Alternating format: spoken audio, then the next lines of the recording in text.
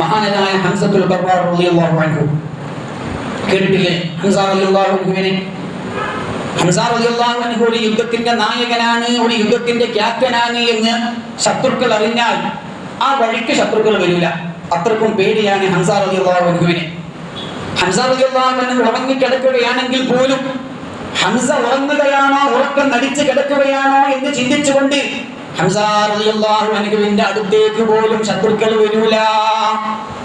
അത്രത്തോളം ധൈര്യശാലിയാണ് ഹംസ റളിയല്ലാഹു അൻഹു. മഹാനായ ഉമറുൽ ഫാറൂഖ് റളിയല്ലാഹു അൻഹു മഹാനവറുകൾ ഇസ്ലാമിലേക്ക് വരുന്നതിന്റെ മുമ്പ് മുത്തുനബിയുടെ തലയെടുക്കാൻ വരുന്ന ഒരു വരവുണ്ട്. മുത്തുനബിയുടെ തലയെടുത്ത് കൊണ്ടുവരുന്നവർക്ക് 100 ഒട്ടകം സമ്മാനമുണ്ടെന്ന് പ്രഖ്യാപിച്ചത് കേട്ടുകൊണ്ട് ഉമർ റളിയല്ലാഹു അൻഹു മുത്തുനബി സല്ലല്ലാഹു അലൈഹി വസല്ലം തങ്ങളുടെ അടുത്തേക്ക് പോകുന്ന ആ ഉമറിനെ കണ്ട് ശത്രുക്കൾ വളരെ പ്രോത്സാഹനം നൽകുകയാണ്. മുത്തുനബിയുടെ തലയെടുക്കാൻ വേണ്ടി പുറപ്പെടുന്ന ഉമറിനെ കണ്ടിട്ട് അബൂജഹൽ അടക്കമുള്ള ശത്രുകിങ്കരന്മാർ പറയാണ്, ഉമർ മുഹമ്മദിന്റെ തലയെടുത്തിട്ടേ മടങ്ങി വരികയുള്ളൂ.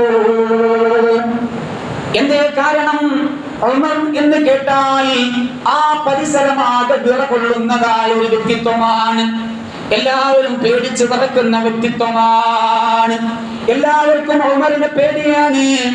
ആരെയും ഉമർ വകവെക്കുകയില്ല.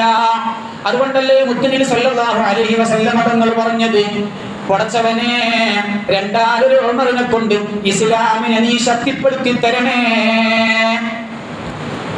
ഉമർ റളിയല്ലാഹു അൻഹു ഇസ്ലാം സ്വീകരിക്കുന്നതിന് മുമ്പ് മുത്തുനബി തങ്ങൾ നടത്തിയ പ്രാർത്ഥനയാണത്. അങ്ങനെ ഉമർ റളിയല്ലാഹു അൻഹു മുത്തുനബിയുടെ അടുത്തേക്ക് വരുന്നത് കണ്ടപ്പോ ഹംസ റളിയല്ലാഹു അൻഹു വാതിലിന്റെ മുന്നിൽ എങ്ങനെ നിന്ന് ഉമറിനെ ചൂണ്ടിക്കൊണ്ട് ഹംസ റളിയല്ലാഹു അൻഹു പറയാണ്, ഉമറേ, നിന്റെ വരവിന്റെ ഉദ്ദേശം നല്ല ഉദ്ദേശമാണെങ്കിൽ നിനക്ക് നല്ലതുപോലെ മടങ്ങി പോകാം. അതല്ല വല്ല ദുരുദ്ദേശമോ മറ്റോ ആണെങ്കിൽ ഇവിടെ ഹംസയുണ്ട് കേട്ടോ,